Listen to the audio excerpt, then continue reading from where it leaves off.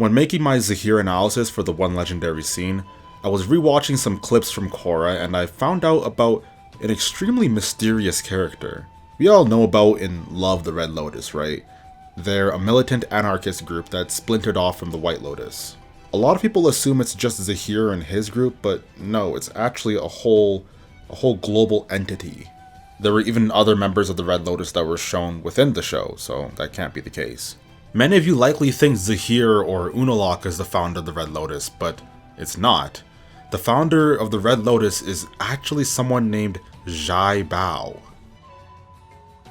When Zahir was talking to Korra explaining his philosophy, he explains to her who the White Lotus are, and specifically for this video how they came to be.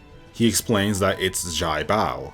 In my experience, a lot of people either forgot about him or completely missed the fact that he exists. He's such a prominent entity within the Avatar lore that it seems extremely out of place for him not to be acknowledged more. Even the Avatar wiki doesn't have a page dedicated to him. The only thing we know about him is that he created the Red Lotus and has a location in the spirit world named after him named Jaibao Grove. That's the place where Korra and Zahir talk. But like literally, Jaibao Grove has a page, but not Jaibao himself. That's really funny. So why bring him up? Why call attention to him? Ladies and gentlemen, we're gonna do a little theory crafting. We know that the Red Lotus is a splinter to the White Lotus. And we know that Jaibao was a member of the White Lotus, perhaps a highly ranked member who became upset with how things were going. And he has a very good point. They're just basically bodyguards for the Avatar. In Korra, we see them and there's no prominent White Lotus members. The only one who was prominent there was Katara. They should have had Toph, but I mean, Toph is probably doing his own thing, doing her own thing. Then we have Ty Lee, Mei, Zuko, Haru, I don't know, the Boulder. Azula was supposed to have a redemption arc, right? Imagine the shock the community would have had if we found out Azula was a White Lotus member. Alright, I'm just talking now. The point is, there's no one relevant there. Like, we see some characters in the beginning, but they don't really come back later on, so I don't know what happened to them really.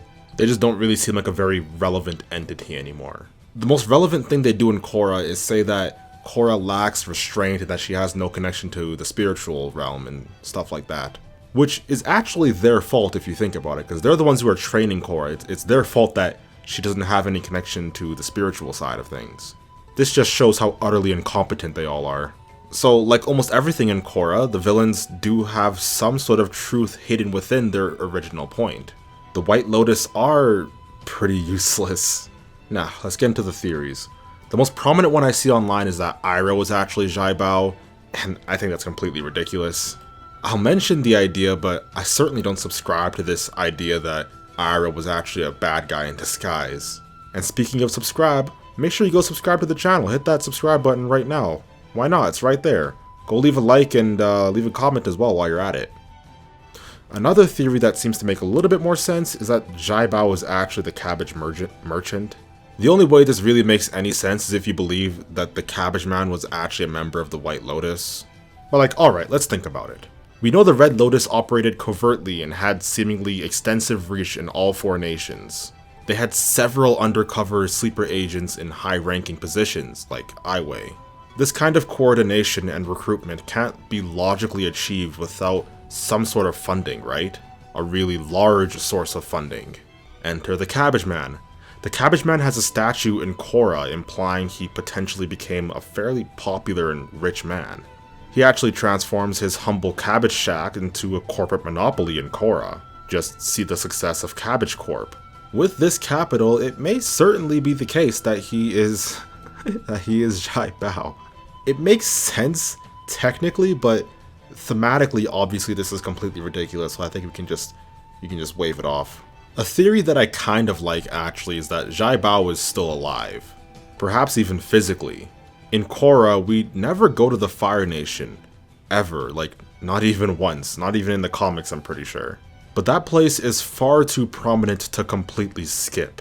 It's even arguably more prominent than the southern or northern water tribes, or even Ba Sing Se. And we go to those places in Korra, so why never the Fire Nation?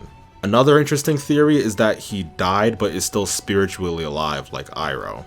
He was clearly a very spiritual man and probably got along with a lot of the spirits really well, considering he they named a location after him. So it's totally possible that he's still in the spirit world, occasionally conversing with people like Zahir and Aiwei. He could just be a mysterious man pulling the strings without anyone else knowing. So what do you all think? I think the majority of these theories are completely ridiculous, but, you know, some of them are pretty good. I think he's likely just some character who existed and is now probably dead. I'm just gonna go Occam's razor on this. It's the most simple and logical answer, so I'm just gonna go with that. It is still really interesting though. There's no character as relevant as Jaibao who is shrouded in so much mystery. I really do wonder if we will ever learn more about him. Maybe he'll be the catalyst for us getting a flashback to the Red Lotus, their roots and their origin, and even when they fought like, I think it was teenage Tenzin and Zuko and Sokka, get a flashback with them fighting Zahir's Red Lotus faction. Maybe Police, Zahir, Minghua, and Gazan got captured, but Jaibao got, like, he was killed. That'll be pretty interesting. Anyways, let me know what you guys think. Like, comment, subscribe. I'll see you all next time. Alright, peace.